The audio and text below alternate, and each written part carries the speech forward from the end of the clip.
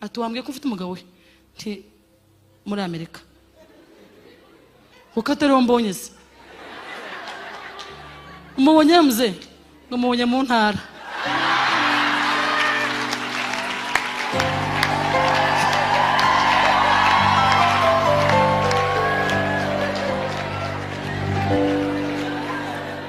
hajya mubaza intara yahe y'u Rwanda cyangwa muri Amerika intara yahe ati mubonye mu ntara y'u Rwanda ambwira nti koma shitani ndakoshesha koma kwibiri mwizina rya Yesu wonaga ari wanjye mu mutima wose wanjye azavuye mu Mutara niho yaramaze imyaka 9 abanyamutara muraho azanye nari wa muntu w'amata yitiye umujyi ntawazi ariko mubonye ndavuga nti yarafashe gitari ngo aririmbe ndavuga nti mbonye Imana hano sinibuka ko nta mafaranga afite sinibuka ko hahandi hanze sinibuka ikintu ndavuga nti uyu mugabo uyu niwe Imana yampaye uyu niwe mugabo wazantunga neza mu buzima ntitaye ngo ufite amafaranga cyangwa ntayafite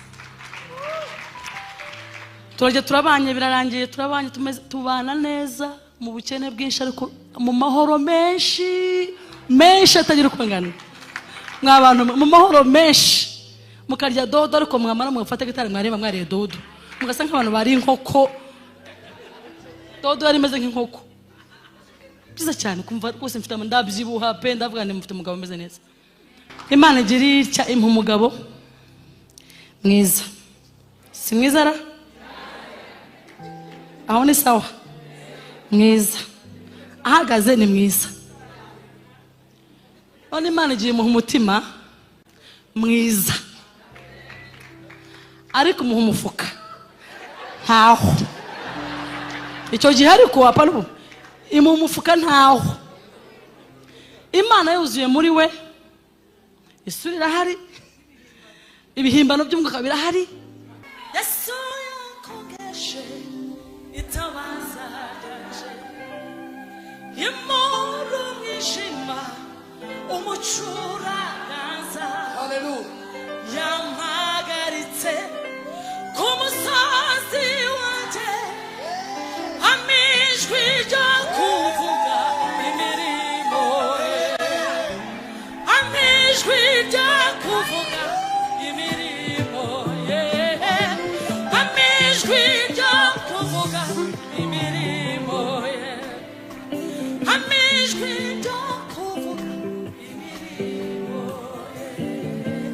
haleluya ariko amijwi ryo kuvuga imirimo apana kuririmba gusa wowe yahaye ijwi ryo kuvuga nta kindi ugomba kuvuga imirimo ye kandi imirimo Imana ikora mw'abantu ayo wewe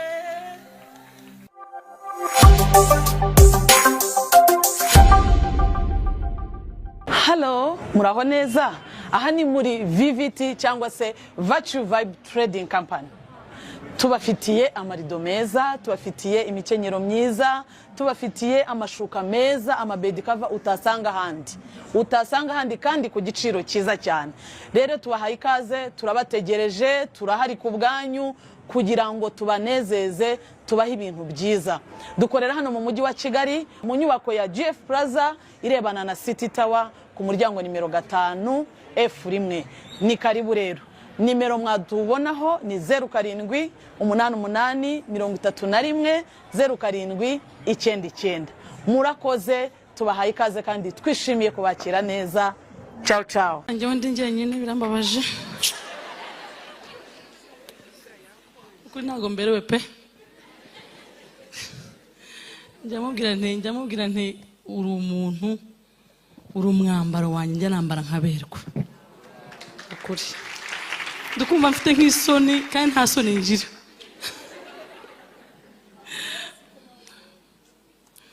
Apostle, uyu mugabo rero tubana yarwaye kandi yarwaye uyu munsi ntiyari kureka yumvaga yarambwiye ati nijoro yambwiye ati tugomba kujyayo bimeze neza mu gitondo abyuka yarwaye ndahamagara ndabye ati umuntu yarwaye none nze njyenyine ko numva ntari bubererwe se tuzagarukana ariko dufite amashimwe akomeye mana yanjye urugo njyewe maze mvuze ne uhamya sinzi wenda ko umwanya waba muto niba ndibihe nahine gute niba mbivuga ibiki nkasiga ibihe niba mvuga ibi nivuga ibyo kubyara biraba birebire nivuga ko nashatse n'amasaha n'amasaha dukibaza ndavuga ibende kibihe nivuga iby'Imana yanyuje muri aposta akambwira bikaba ni bitangaza zowe njyewe zowe zowe haleluya zowe ni ikintu kinjya nkumva ndi njye nyine nkumva ndakumbuye zowe kuko ibintu byanjye byose byahambukiye muri zowe ni hariya mbabwiye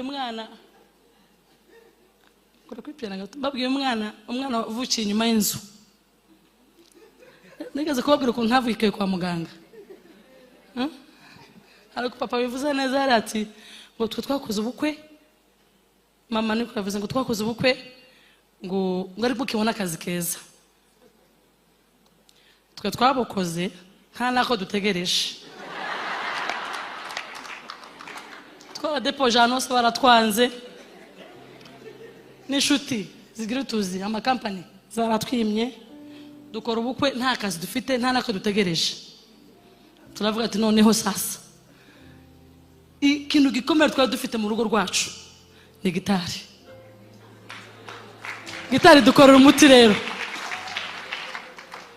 mana nyiribihe warabiminduriye amarira yanjye wayahinduye impundu mana nyiribihe warabiminduriye amarira yanjye wayahinduye impundu Imana igira itya impa umugabo mwiza si mwiza ra aho ni sawa mwiza ahagaze ni mwiza none Imana igiye imuha umutima mwiza ariko umuha umufuka ntaho icyo gihe ariko waparu imuha umufuka ntaho Imana yuzuye muri we isura irahari ibihimbano by'umwuka birahari ariko umufuka zero none nigira inama ndavuga nti kandi icyo gihe nari mfite umufiance wo hanze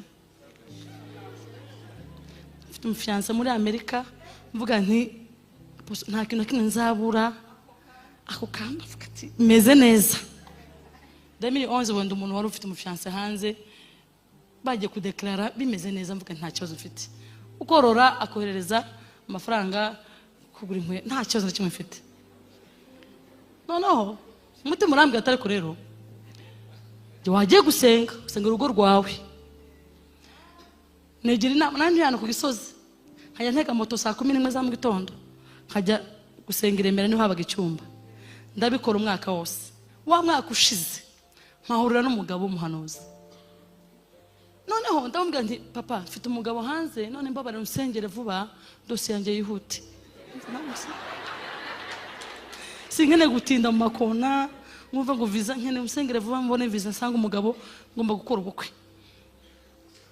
umugabo ati okay pfukama ngusengere arapfukamye ndapfukamye aravuze ati wambwiye ko ufite umugabo we nti muri Amerika kuko atari wombonye se umubonye mze ngo mubonye mu ntara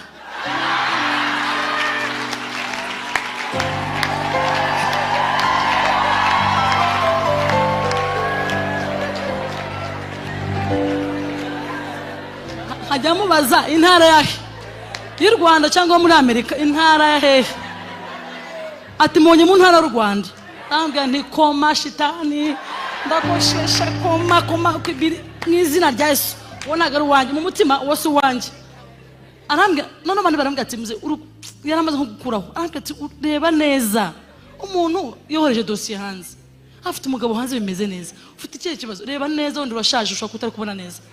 Umugabo ati reka nsubire nsenge. Yagira ngo senge gutya ati ari mu ntara. Mw'abantu mwe nagiye ntashinguwe nabi, mvuga nti Imana irampemukira nyanga, abandi bari kujya muri Amerika ngiye mu ntara gute, ntibishoboka. Ndavuga ngo Mana niba bino bintu ari wowe bivuze, ushaka impamvu ituma biriya bintu bishira kandi ntabigize mu ruhare. Niko byagenze. Nyuma y'imyaka 2 uyu mugabo azavuye mu ntara, azavuye mu Mutara. Niho yaramaze imyaka 9. Abanyamutara muraho. Azanye nari wa muntu w'amata yitiye umujyi ntawazi. Ariko mubonye ndavuga nti yarafashe gitari ngo aririmbe, ndavuga nti mbonye Imana hano. Sinibuka ko nta mafaranga afite, sinibuka ko hahandi hanze, sinibuka ikintu. Ndavuga nti uyu mugabo uyu ni Imana, uyu ni Imana yampaye. Uyu ni wo mugabo wazantunga neza mu buzima, ntitaye ngo afite amafaranga cyangwa ntayafite.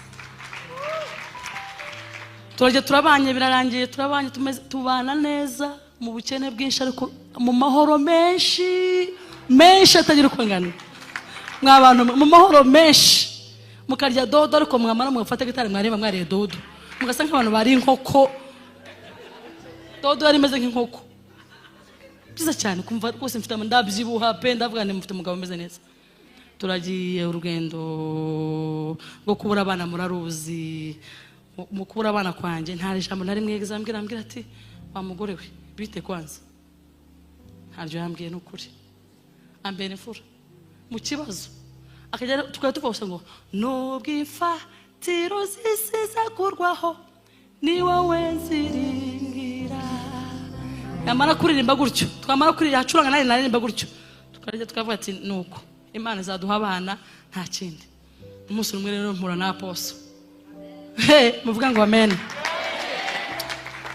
Arambwira atakira abana. Ngenda nari maze guhanurwa n'abantu benshi ntimujye ni bake, kandi abantu maze kuri ku kigeragezo cyo kubura urubyaro n'umwiga kwigiraho. Nukuruka Imana umuntu arakubona ati ngahanga amafoto yacu ngo ari muri Pacifique, ngo ari muri Victoria, ngo bayahamagare akaza yamara kuza simbyare. Mbese umuntu wese wiga kwigiraho uvuga ngo ndabonye wese ni wabona barampanuriye pe. Bose arambwira atakira umwana arasenga. Uko kwezi nasamyemo. Ibyo narabivuze.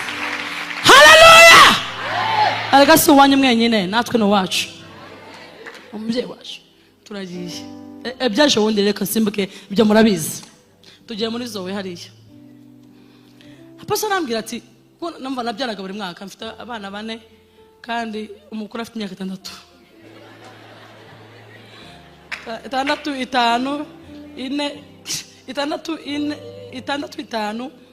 6 n'igice amezi. Ndaza buri munsi buri gihe nazaga ntwite gusa. Bari bamwe batari bazi ko none bazi ko mpora ntwite. Ndaza ntwite tujya muri Zoe. Zoe rero nkayikunda kubi. Sinyanirwa ko amasaha yagiye ko nasize abana mu rugo batoya, sinyambyibuka. Ndicara nkavuga ntegereza igitangaza cyanjye. N'ubundi kubabazwa n'ukuntu uyu mugabo arwaye ntagiye muri Zoe. Apostle avuga ateko bapasa bari bahari, nimara muhari mwese murambera abagabo bo kubihamya. Arambwira ati ariko sanga ndi kuganira na Kiki kari hano na Fifina wari hano nawe yari ahari umunsi.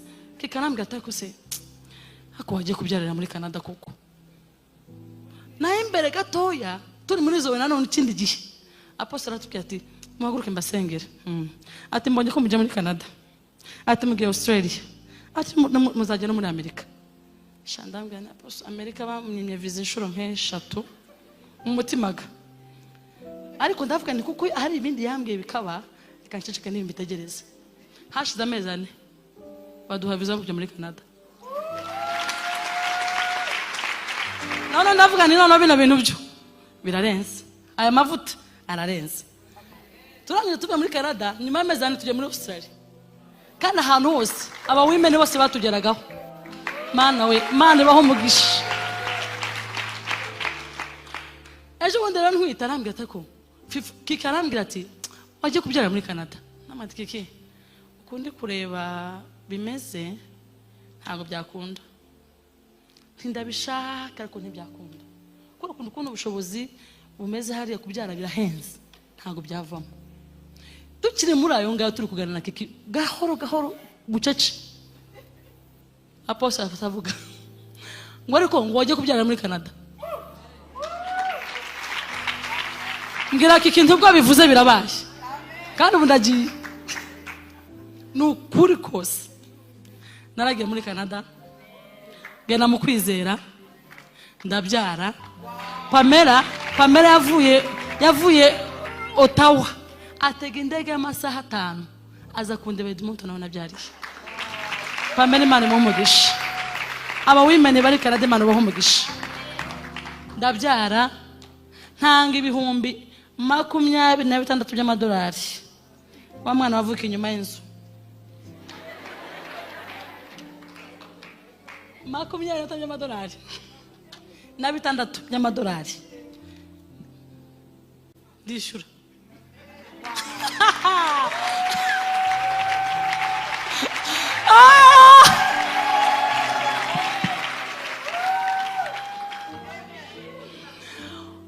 kumana we ayo mafaranga ni menshi ndishura ibitangaza by'Imana sinababwira ngo nagiye ndafite n'igiceri kuri mfite nk'ibihumbi nka 2 kuri konti nibyo twaze motiki ndagenda nkanya nimaza ndimo nagenda bigenda bite ako mutima kambwira ati Apostle avuze ngo ugenda aho no kaza kunsura umuntu akaza gusiga 100 200 300 500 igihumbi ngo waje kugusura ndindi ntabona bahamagaye ngo baze kunsura ntabona abwiye ko nta mafaranga mfite Imana irayazana umugabo asigana akambwira ati wowe gusa komera akura umugabo ndamukunda komera uhumure Imana irahari naramubwiye ni ikosa uzankorera nzaribabarira ikintu uzankorera kikambabaza cyane nzakibabarira hari umumama ejo bundi Apostle wo muri Amerika yahamagaye umugabo aramubwira ati mugabo mwiza ndagukunda cyane tujya kuganira ahantu aramuhamagaye bajya kuganira ahantu muri restaurant bamaze kurya bahaze neza arambwira ati sasa rero mugabo nkubwire ibi biryo turiye ni ibyanyuma nashaka gusezeraho kubera iki ngo nibutse urushyi wankubise turi ku gishushu nyuma y'imyaka nka 15 ngo yibutse urushyi yamukubise ku gishushu n'imyaka 15 ugishushu bakiri mu Rwanda bari muri Amerika mu myaka 15 ngo yibutse urushyi yamukubise ku gishushu ngo none aramusezereye naramubwira nti nunkubita urushyi nzarubabarira so ko ntago azankubita icyo nzankora cyose sinzakibuka kubera ukuntu ujya untera imbaraga mu gihe byanze Apostle mfite umwana mwiza umunyakanada ufite passport y'Canada idasa n'izindi passport narabyaye cyagiye genda byara bama passport y'ubururu bwijimye unjya muri nkavuga nti Apostle ntaku Imana izambabarire mukore nk'igitane kijyamo abana bose nzazana abana manje mu barebe murebe ibitangaza byavuye hano mw'abantu n'ukuri rero mfite amashimwe ntabona uko mvuga Imana nkora surprise buriya twari tubayeho cyagiye mwabonaga tuza hano turi ku mahoteli tumeze gutya tuma ku mahoteli tumafite amafreshere twateye bamwe ntituzi no kuyatera cyane ariko utaha nyine akakubwira ati ishyura akwandika message ati itariki zageze kujya wumva ko uzi nyine nzu koko mana yanjye itariki zageze mwabyumvishe ra yakwandikira message wanezerewe kuma umunezero urangiye se message iyi nyirinzu we ntazi ko nanezerewe nigeze gutura ahantu narangiraga abantu nkabwa ati ugera ahangaha urahabona urabona mu boutique menshi ahari uyinjiremo niba ujira muri boutique urabona akayira gakomeza muri boutique indani uratubona inzu naho ngaho ntuye nukuri umuntu yanamaze ko gusura ukumva ufite isoni zo kuvuga ngo injira muri boutique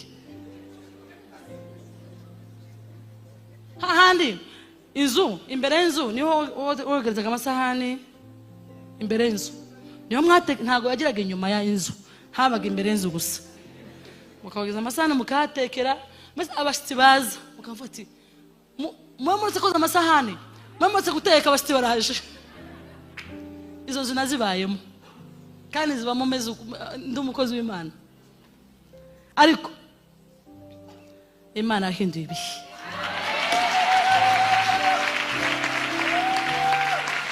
Mana nuko bimeze bityo uri Mana ndacafite impamvu yo kugushimira Mana nkuko wakomeje kumbera Imana ngutuye y'amashimwe Imana irambwira ati ngiye kuguha surprise noneho numvaga ari ibintu bidashoboka ikintu kidashoboka biri hajye urahageze Imana impenzo kandi n'ukuri Imana apose Imana yampaye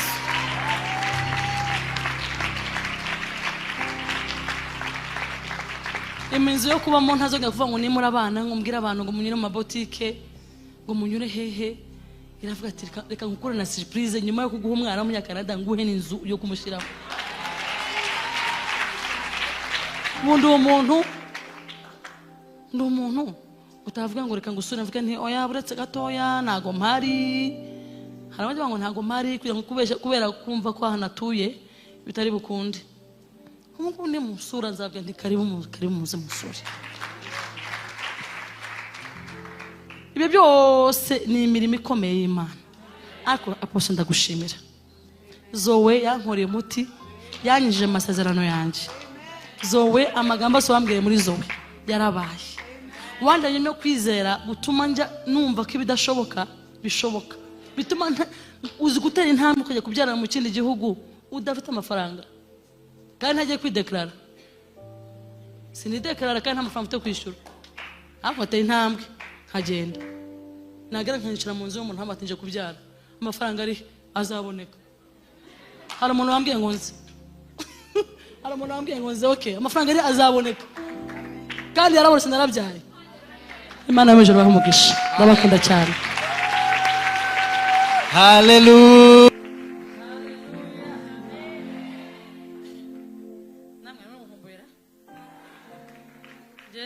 kabisa narimba kumbuye cyane hobera mugenzi wawe kubwanjye mubwire ngo chance yaragukumbuye cyane Hallelujah ongera mubwire ati urabere urasa neza niko chance yambwiye nkubwire ngo urasa neza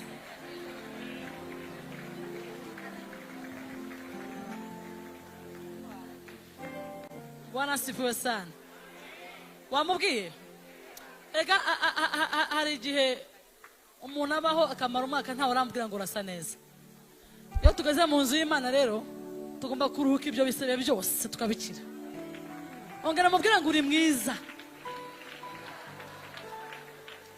uzi ubwiza bw'Imana Hallelujah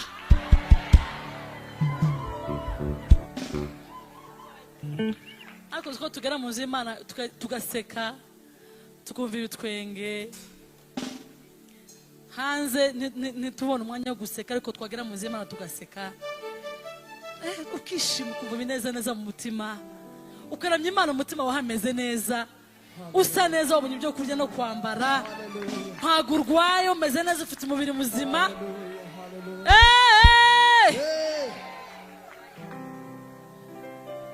gira mugenzi wanjye Imana iguhindurira amateka uyu mugoroba uyu munsi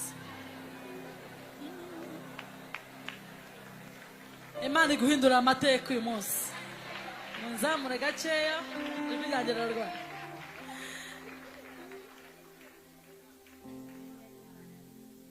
ni uhindura amateka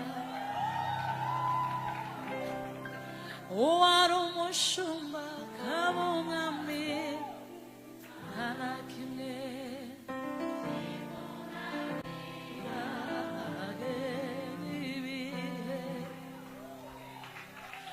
niwe wimura abatware akimika abandi nta na kimwe kimunanira ibi ni uhindura amateka uwari umushumba kaba umwami nta na kimwe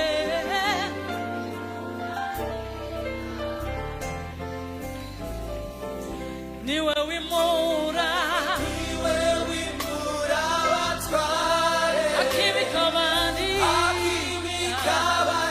mu gihe nta na kimwe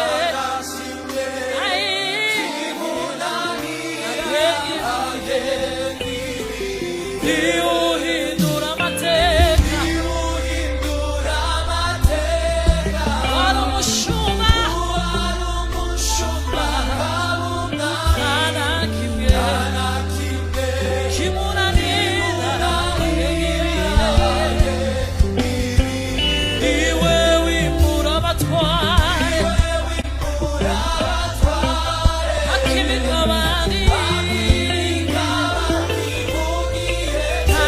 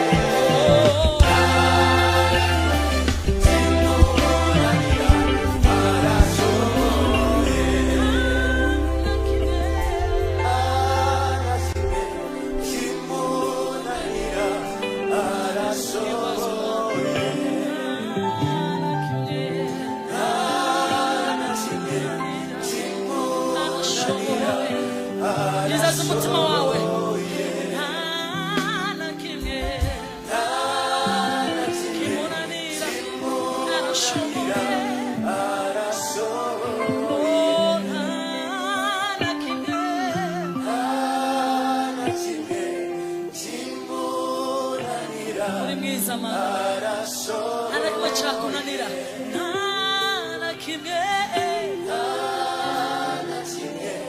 kimunanira turakwizeye mana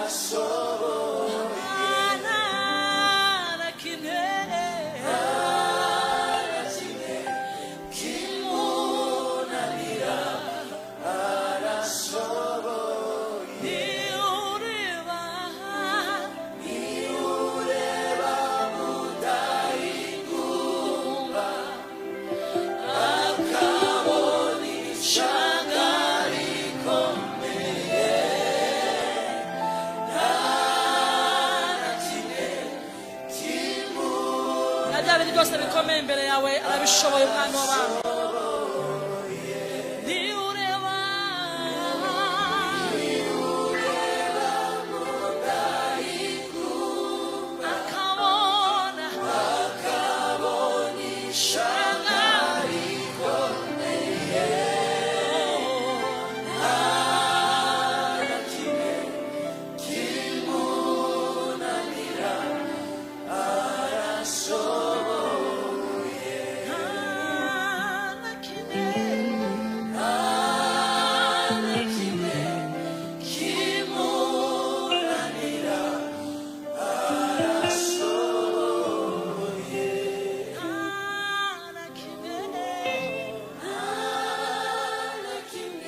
yanyu ni meza n'ukuri amen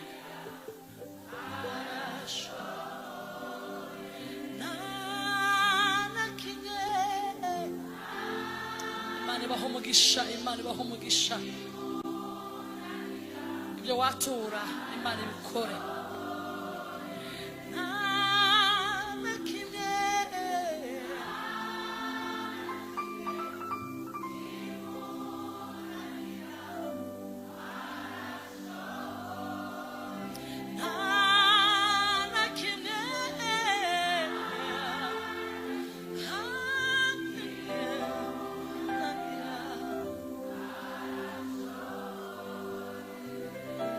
mubwire ibiremereye umutima nubwo wavuga ugorera Yesu arabyumva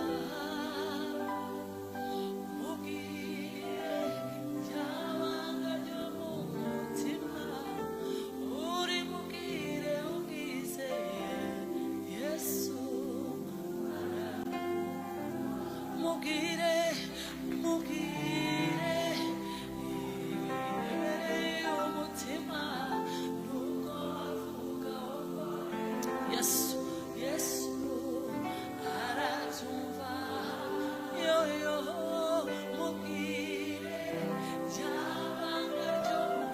nduzi wenyine umubwire umwizeye Yesu mubwire ibiremereye umutima nubwo wavuga ugorera Yesu arabyumva mubwire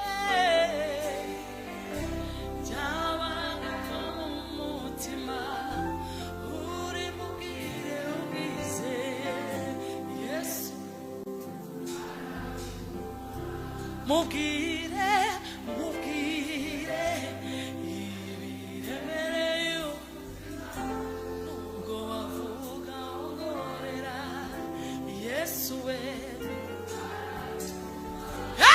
Yesu Kristo mubwire byabanga byo mu mutima uri mubwire umwizeye Yesu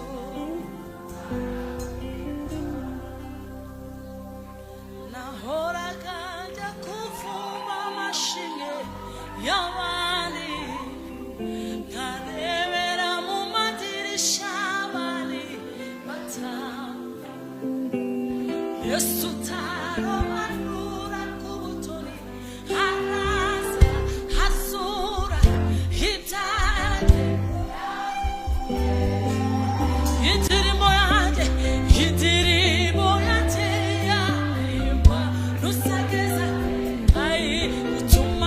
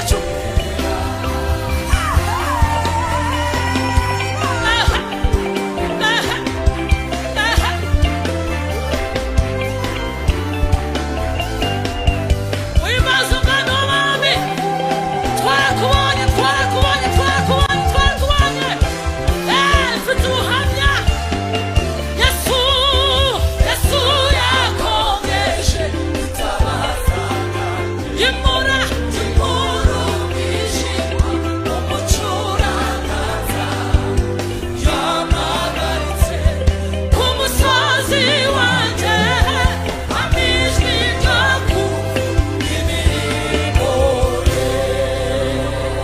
Hallelujah!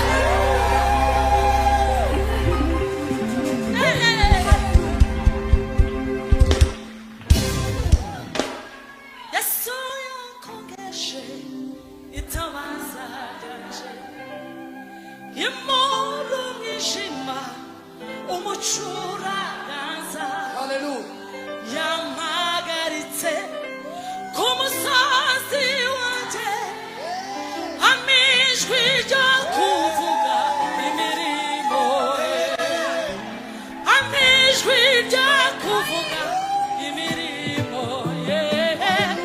Amijwi ryo kuvuga imirimo ye. Amijwi ryo kuvuga imirimo ye. Hallelujah! Hey! Ariko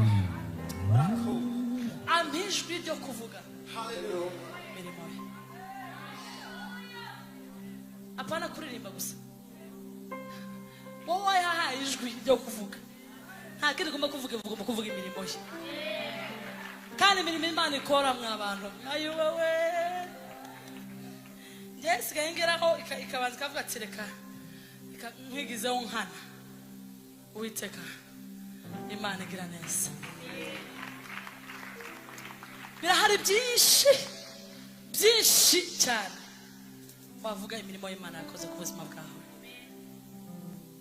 Ntitukarebe gusa ibitaragenze neza. Ibyagenze neza nibyo byinshi.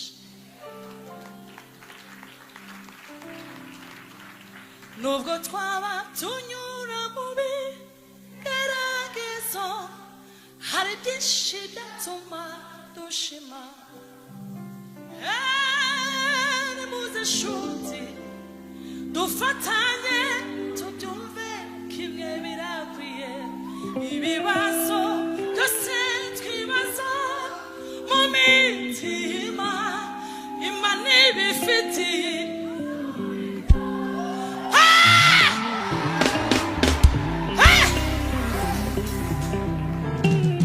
Bwana sifiwe sana.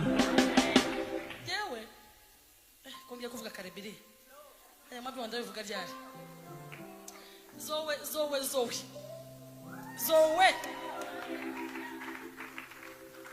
inzira y'ukuri ukwizera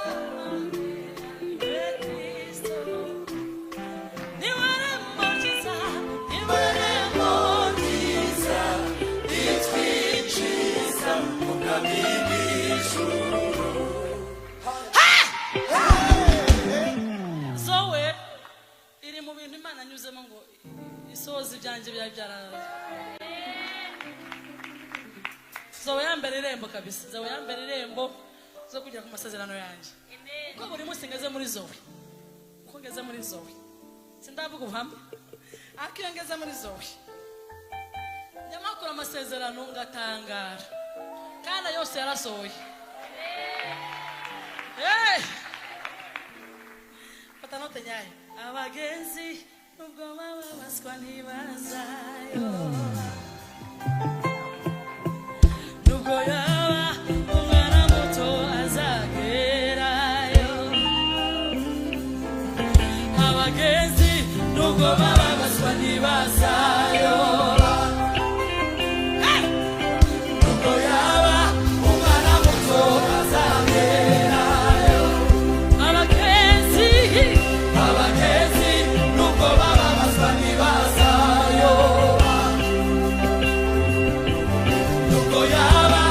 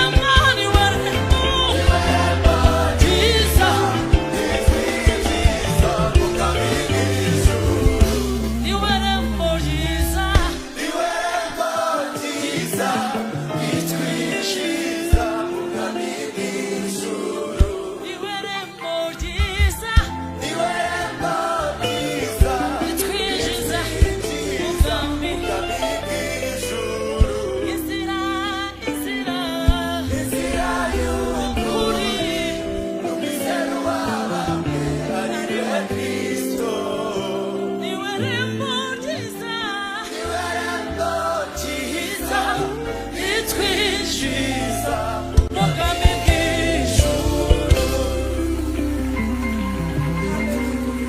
Uri mwiza Yesu.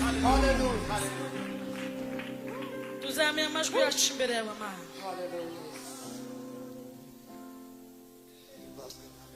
Yes. Haini mani ihwanye nawe. Augushikami umutima.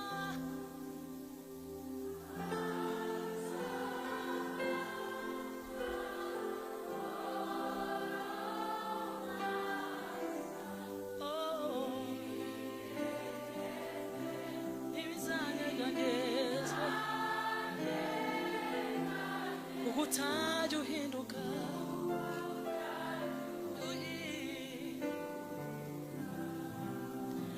ugushikamijeho. Haleluya, tuzanywe icyubahiro cyawe mwami Mana.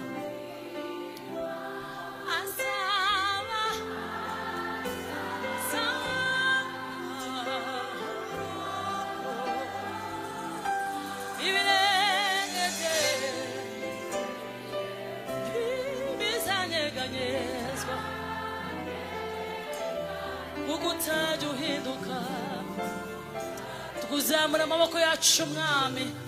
Uri mwiza ugushikamijeho, ugushikamijeho umutima. Asaba amahoro masa.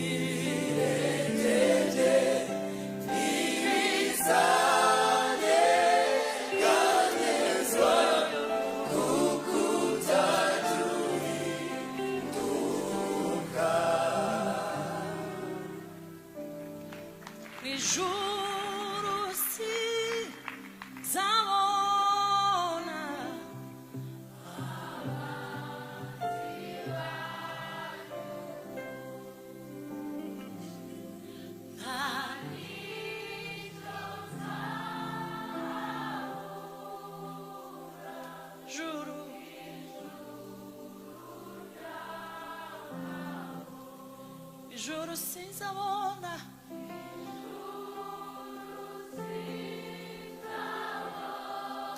haleluya Yesu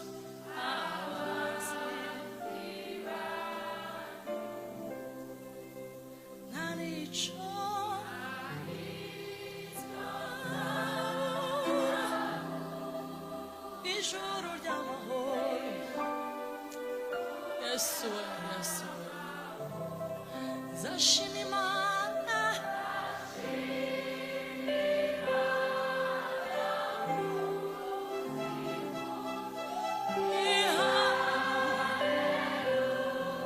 haleluya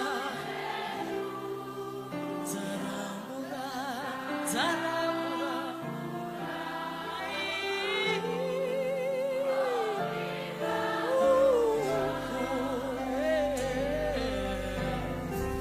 zashima Imana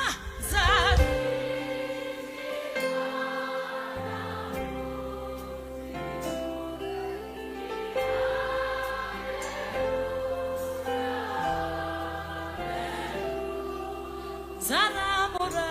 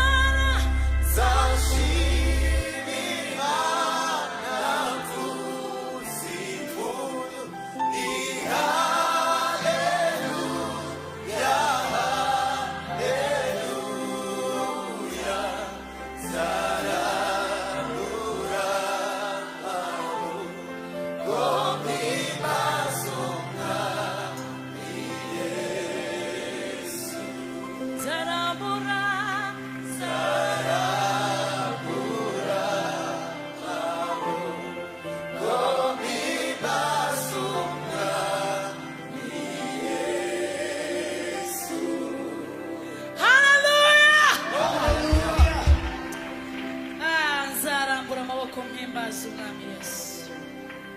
Tugakunde yanyu mevuga ngo iyo niyo data. Ariko tugiye kubyinira Mana. Ishusho y'Imana. Yahishura Mwana wayo Yesu. Ubonye uwo Mwana ababonye data. Kandi muri we hari ubugingo. Ishusho y'Imana itagaragara yahishuwe n'Umwana wayo Yesu. Ubonye uwo Mwana ababonye data. Kandi muri we hari ubugingo. Iyo niyo data. Iyo niyo data. Igasubirwaho. Iyo data. Iyo niyo data. Iyo niyo data. Iyo niyo data. Igasubirwaho. Iyo data. Iyo niyo data. Iyo niyo data. Iyo niyo data. Igasubirwaho. Iyo data. Hallelujah! Imana bahumugisha mwinshi cyane. Haleluya. Ijambo ry'Imana mu Migani 3:5 haravuga ngo wiringire Uwiteka n'umutima wawe wose, we kwishingikiriza ku buhanga bwawe, uhora umwemera mu migendere yawe yose, nawe azajya kuyobora inzira unyuramo. Data mwiza, turi imbere yawe abana bawe Data. Reka mwami iri joro utugirire neza. Ijambo ryawe riratubwira ngo twishingikirize imitima yacu muri wowe. Data turakwihaye iri joro, niwe twaje kureba, niwe twaje kuvugisha, twaje ngo utubwire ijambo ryiza. Ndakwinginze uzamure ijwi usenge, ubwire Imana yawe uti mwami ndagukunda. Mwami uri Imana nziza, uri Imana ishobora byose, uri Imana ikora ibirenze ibyo twibwira, uri Imana izamuriwe icyubahiro. Data tukuzamuriye icyubahiro, turavuze ngo mwami urera, urashoboye, urera, uri mwiza, Mana y'urukundo, Mana y'amahoro, niwe twaje kureba. Kuri uyu munsi wa kabiri, umugore mu ihema n'umugabo mu barembo, Data niwe twaje kureba. Twaje ngo utwubakire ingo, utwubakire imiryango, ukize abakeneye gukira mu izina rya Yesu Kristo dusabye twizeye, amen. Haleluya, haleluya, haleluya, haleluya. Ya, murasa neza cyane. Turashimiye worship team, tubakomera amashyi menshi cyane. PS ya ntago byari byoroshe kugira ngo uyu mwanya twinjire mu wundi mwanya, kubera ko ibihe byiza turimo. Imana ibaho umugisha. Mazina yanjye nitwa Hatungimana Regis, tukaba duhagaze hano nk'umuryango. Umufasha wanjye Imana yampaye yitwa Joeli Mafureo. Turabasuhuje cyane. Haleluya, haleluya, mumeze neza. Haleluya. Twishimiye kuba tuhari kuri uno munsi, twishimiye kuba Imana yemeye ikadutunga inkoni ko duhagarara hano kuri uno munsi. Haleluya, haleluya. Turashimiye n'umushumba yemeye kuno munsi muri benshi bamaze kunyura hano ko natwe uno munsi twahagarara. Haleluya, yego. So turabakiriye mu izina ry'umushumba, mu izina ry'itorero, ubuyobozi bw'itorero. Twakiriye buri muntu wese uri hano, muguge neza, murasa neza. Ntabwo tujya tumenyera guhagarara hano hantu n'ukuri. Buri gihe iyo uhahagaze wumva hari ikindi kintu. By'umwihariko ngewe buri gihe iyo mbonye akanya, niyo kaba ari akanya k'iminota 5, ntahana igitangaza cyanje. Bimaze kuba experience ko nta hantu ntinya, nta hantu bitajya binyorohera guhagarara. Ariko buri gihe mba mbizi yuko iyo mahagaze mwumvira mwuka hariho ikintu ndi butahane. Haleluya. So turizera ko muri mwe wese hano waje witeze, uri expectant, uri buhure n'Imana. naba ari twebwe duhagarara hano imbere, naba ari amagambo tuvuga, ariko Imana igenda ihura n'umuntu umwe wese ku giti ciwe. Haleluya, haleluya. So turabakiriye, haba hari abashitsi, byo ntago tujya tubikekeranya ko duhora dufite abashitsi baje mu nzu y'Imana, umwuka yararitse, wenda inshuti zawe zakuraritse, wenda family yakuraritse, umushumba ahora turarika buri munsi. Haba hari umuntu wageze hano bwa mbere cyangwa ataraherutse, yazamura ukuboko tukamureba tukamwishimira. Haleluya, we want to see you. Oh, haleluya, haleluya, haleluya. Mwahaguruka aho muri kugira ngo tubabone neza, muhaguruke tubishimire, ababegereye babaho urukundo, babahobere. Please, ababegereye ba feeling welcomed. Hallelujah, hallelujah. Wow, wow. Turakiriye n'abasangwa bari online. Turabizi ko dufite itorero rinini rigari cyane riri online kuri no munsi. Turaryakiriye n'abashitsi mwatuninze in, mwasuhuza. Hari uri kuri comment, mushobora kumusuhuza cyangwa mushaka kwerekana ko muri abashitsi bakabakira kuri comment ya YouTube channel. Hallelujah. Twakiriye n'abantu bari hanze muri tent. Turabizi ko tuba dufite itorero rinini riba riri muri tent, n'abari kuri bo baraza, turabakiriye. Imana ibaho umugisha cyane. Amen.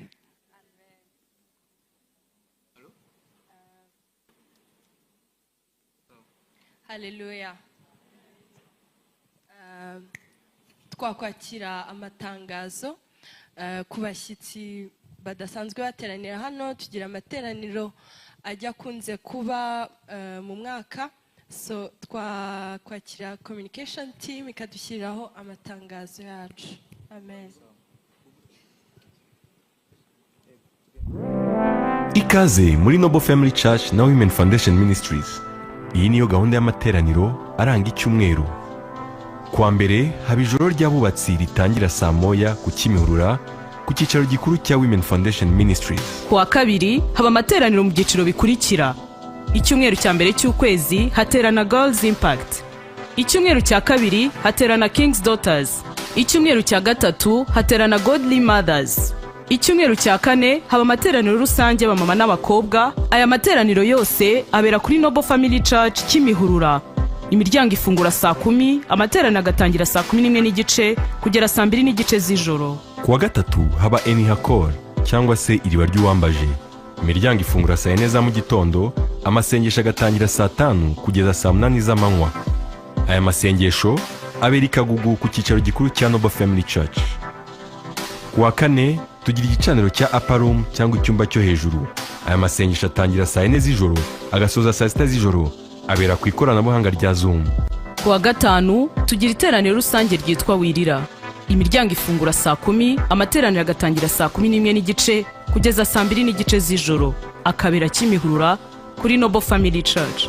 Ku cyumweru tugira amateraniro 3. Amateraniro ya mbere yitwa Morning Wings. Imiryango ifungura saa moya, amateraniro agatangira saa 2 kugeza saa 4 Ikagugu kuri Noble Family Church. Amateraniro ya kabiri yitwa Impact Service. Imiryango ifungura saa 4, amateraniro agatangira saa 4 n'igice kugera saa 7.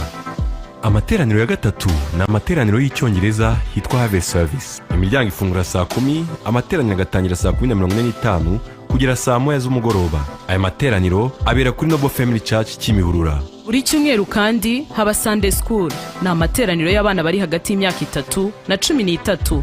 Atangira saa 4 n'igice kugera saa 7 kuri Noble Family Church Kimihurura. Kuwa gatatu no kuwa kane haba Morning Glory saa moya kugera saa 3 kuri Noble Family Church Kimihurura. Turabibutsa ko wakurikira amateraniro live kuri YouTube channel Women Foundation Ministries. Mu gihe hari izindi gahunda z'amateraniro muzajya mubimenyeshwa. Imana iduhana umugisha. Amen. Kadukomera amashyi amatangazo. Nkuko babivuze hari amatangazo yihariye, by'umwihariko iki cyumweru turatangira na Women Hebrew Clinic. Hallelujah. Amateraniro ya Hebrew Clinic azajya aba kuwa gatatu guhera saa 6 kugeza saa 8 z'amanywa online kuri Zoom. Ni karibu mwese, cyane cyane imiryango itegereje urubyaro. Amen. Amen. irindi tangazo ry'iki cyumweru ni uko kuwa kane tutazateranira hano, hari talk show umushumba yaduteguriye n'abaguest beza, so muzatuninge in kuri YouTube live. Amen. Ntabwo tuzateranira hano, tuzateranira online. Amen. Amashyi menshi ku matangazo. Amen, amen. Muri umwanya mwiza tugiyemo, tugiye kwakira amaturo. Murabizi ko ijambo ry'Imana ridusaba ngo tuze mu nzu y'Imana tutari imbokoboko. Haleluya. Ni umuco mwiza w'abakristu, ni umuco mwiza w'abanobo. Twitegure communication team twereka uburyo turi buture. Abari hano mu Rwanda mudukoresha Momo Pay. Kode yacu ni 064 urwego ugakurikizaho amaturo. Dufite n'ibiseke biri hano, hari igiseke cy'amaturo hakaba n'icya Build and Prosper. Murabizi yuko turi mu mugore mwihema, uko imiryango yubakika niko dukomeza kubaka n'inzu y'Imana. Haleluya, haleluya. Turakomeje, abafite igikoresho cy'abubatsi ab'Imana yashoboje gusohoza ni karibu cyane. Twakira PS baze batuyobore muri uwo mwanya, dukomeza gahunda. Imana ibaha umugisha.